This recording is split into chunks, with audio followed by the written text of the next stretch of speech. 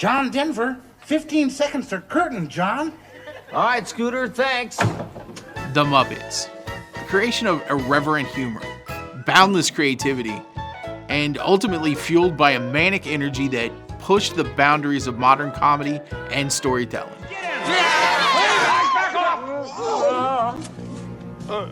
But Nicky, why are you doing this? Why am I doing this? Because I'm a villain. It's pure and simple. Excuse me, Mr. Holiday, sir. Would you let Kermit go? If you hold him too long, he'll just give you awards. The Walt Disney Company, a global entertainment powerhouse built on imagination, innovation, and community.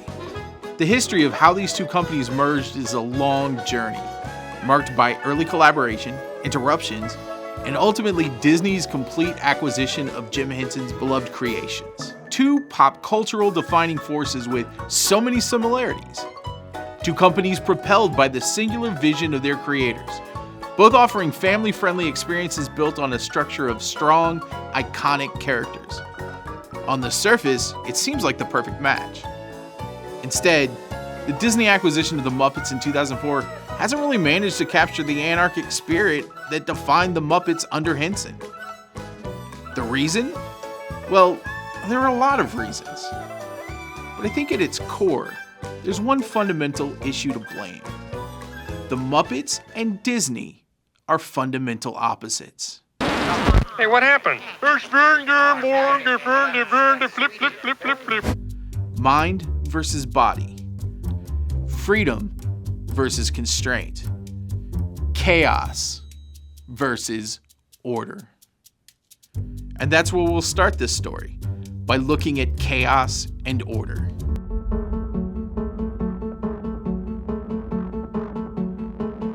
Chaos refers to a state of disorder, randomness, or unpredictability. I think there was a famous mathematician that said something profound about this. See, here I'm now by myself, talking to myself. That's chaos theory. Order, on the other hand, is structure, rules, stability, predictability. Chaos can lead to new forms of order, while overly rigid order can collapse into chaos. Kind of like a lot of my past relationships. That's what we call a Disney joke.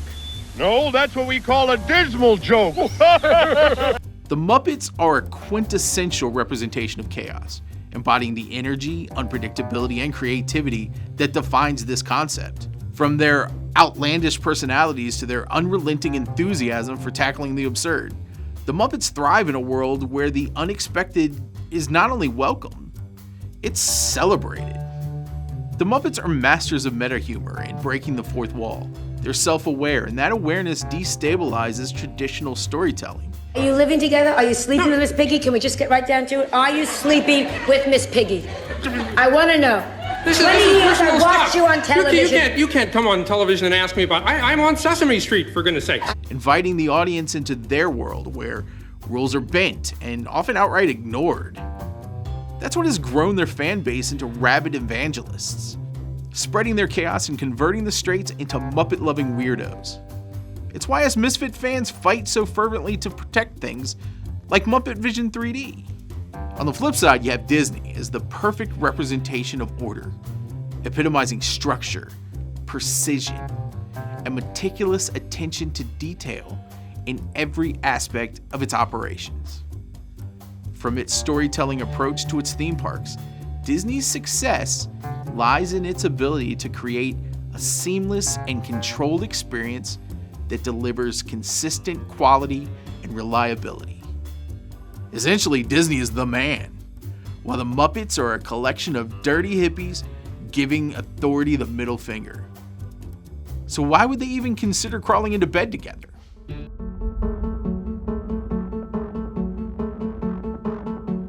This is a story of two men, Jim Henson and...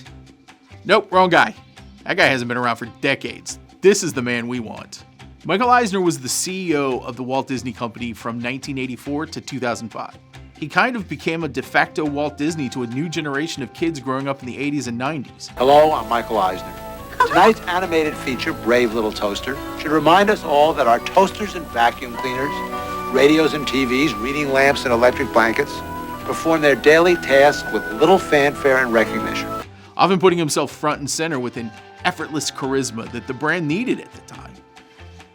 You see, the Disney of the 80s was a far cry from the entertainment juggernaut it is now. It was in a creative decline. The animation division, once the backbone of the business, was now producing underwhelming films like The Fox and the Hound and The Black Cauldron. Even the parks, which while still profitable, were struggling financially with the opening of the ambitious Epcot project that had opened in 1982. Disney was in such a volatile position that they almost fell victim to a hostile takeover.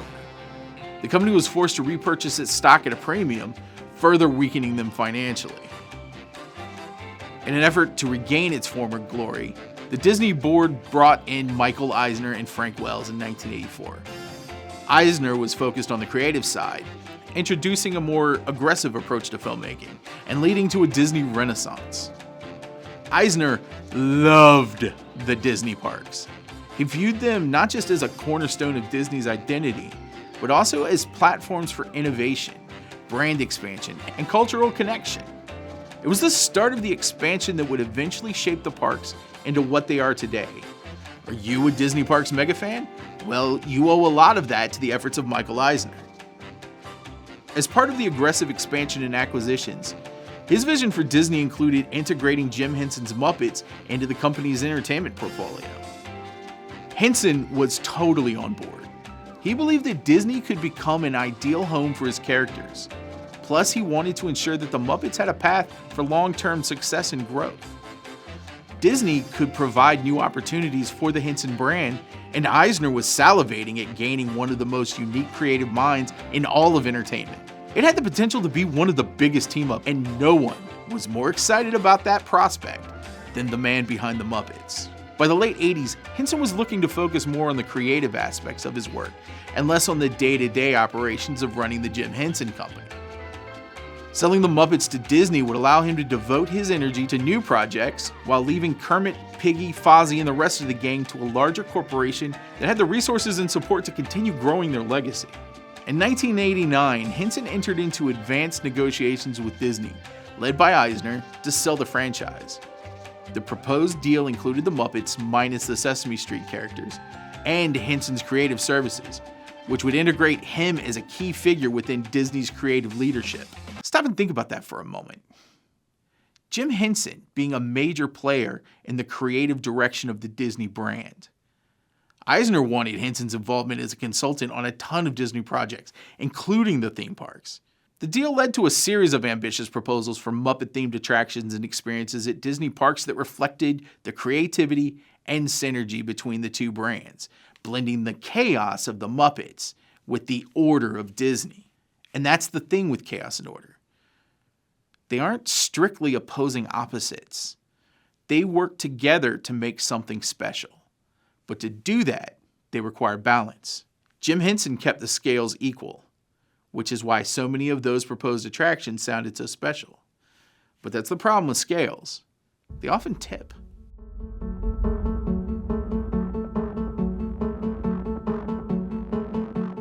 All right, Turkey, no more thrill rides!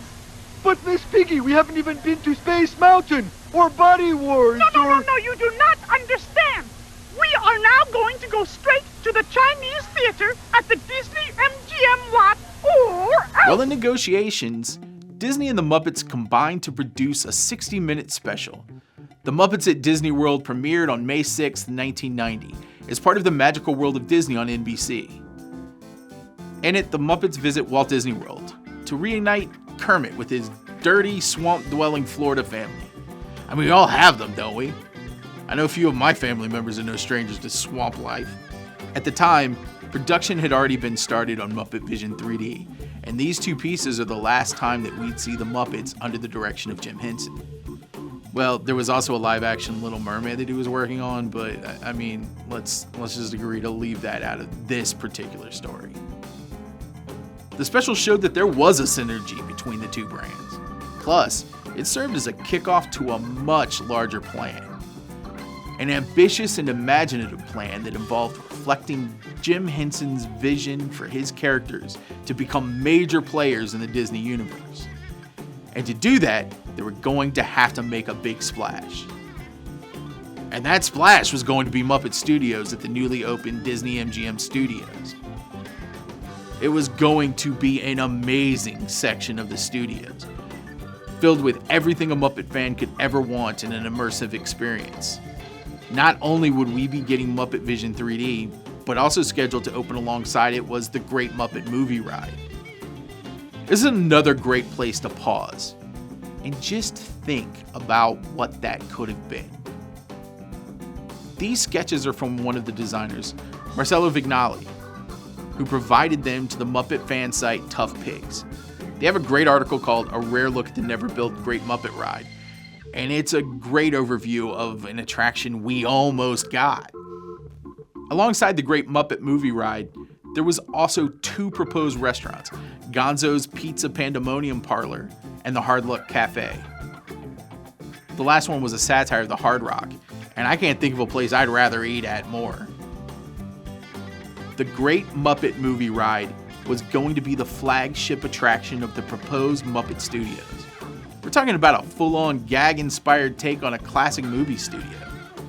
Disney would be inserting the chaos of the Muppets into their already established working production studio. There would be Muppet Labs, an interactive area for Dr. Bunsen Honeydew and Beaker to perform experiments. Live street and stage shows, parades, meet and greets. Nothing was going to stop the Muppet invasion. Well, except for one thing.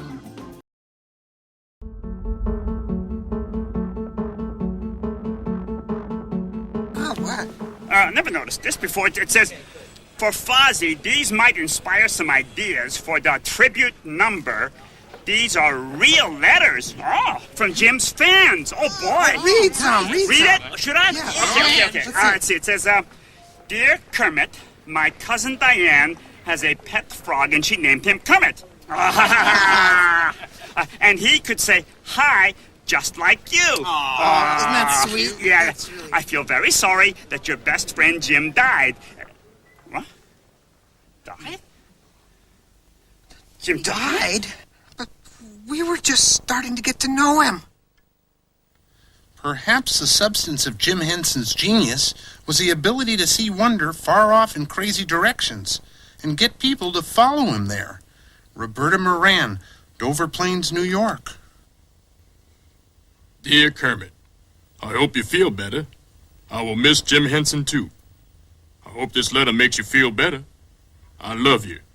Bridget Kerwin, Peabody, Massachusetts.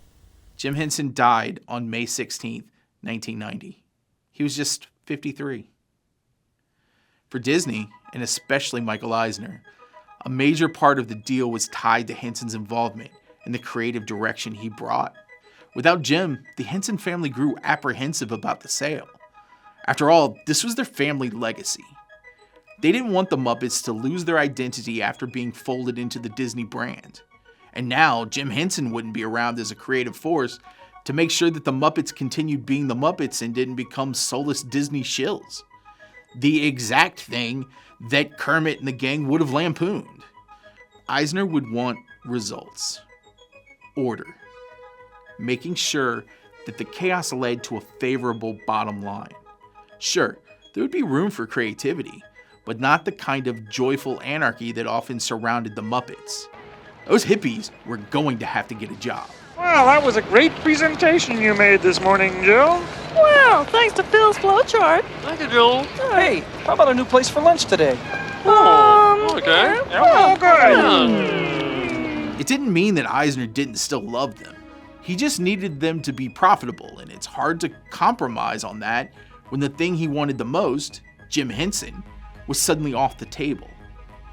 By late 1990, the talks between Disney and the Henson family officially broke down, and the acquisition was abandoned. Shortly after, in May of 1991, Muppet Vision 3D debuted in a scaled-down version of the Muppet Studios concept. Jim Henson's Muppet Vision 3D. Get a taste for unique fun that bubbles over with excitement. It's a sensation that will blow you away and shower you with humor. Rockets away! For the finest in wildly wacky, explosive entertainment, Jim Henson's Muppet Vision 3D. We surrender! We surrender! Only at the Disney MGM Studios theme park. Starring moi! to mark Jim Henson's final gift to the world, an interactive 3D movie. It is filled with magic. Not Disney magic. Muppet magic. It's a reminder of that special thing that Jim Henson brought to his work. Our only glimpse at what a full-on Disney collaboration would have looked like if the world hadn't suddenly lost him. It's here where the parallels with Walt Disney himself start to become very apparent. Two master storytellers who understood both relatable characters and engaging narratives. Both men revolutionized technology and craft, not because they wanted to, but because they needed to. They weren't going to let limitations stop them from telling the stories they wanted to tell. They created cultural symbols and icons that transcend generations. They represented imagination, humor, and most of all, hope. And we lost them both way too early. Eisner was none of those things. He was a suit. He was order. He was what the parks would eventually become. That's not a bad thing, because he was arguably what was needed. That's the big problem with chaos. It's, well, chaotic. It's a very hard thing to maintain for any huge amount of time. What followed was a dark time for the Muppets. They were eventually sold off to a German media company in 2000. That didn't work out too well, and in 2003, they were back on the market. Eisner wasn't going to let them slip by again, and in 2004, he was finally able to purchase the classic Muppet characters for an estimated $75 million. Finally, Michael Eisner, a man who had championed the Muppets for decades, a real die-hard Muppet fan, would help usher them back into the Disney fold. As soon as the ink dried on the deal, Eisner had broken open the Disney vaults and brought back all of those amazing Muppet concepts. Imagineers fought for a chance to work on the soon-to-be classic attractions. It was an amazing day! Or at least that's what could have happened. Eisner was booted from Disney in 2005. But don't worry, old Bob Iger was there to pick up the torch. Except he wasn't the fan that Eisner was, pursuing other brands like Marvel and Star Wars, of which no one had ever heard of and wouldn't possibly be as profitable as a bunch of puppets, right? The hard truth is that order had won. Hey, the Muppets live on. They've had a presence in the parks, even a few attempts at movie and TV revivals. But they've never really been given a chance. The original Muppet Show took a few seasons to really gel and find its footing. Imagine if there hadn't been a TV executive championing that creativity. Imagine if it had been pulled after a handful of episodes, like The Muppets in 2015. We wouldn't have 50 years of the happiness that Kermit, Fozzie, Piggy, and Gonzo have brought us all. And who was one of those champions of the original Muppet Show? A young television executive at ABC named Michael Eisner. Chaos and order. Chaos needs order. And order definitely needs chaos. I love it here. Yeah, it's beautiful. It's perfect. Absolutely. I can't think of a thing to complain about. It's pretty. Pleasant. Neat. Clean. Yeah. I hate it when there's nothing to complain about. This is terrible. Yeah, why did we come to this miserable place? Boo! This! Close this dump down! Taxi! Taxi!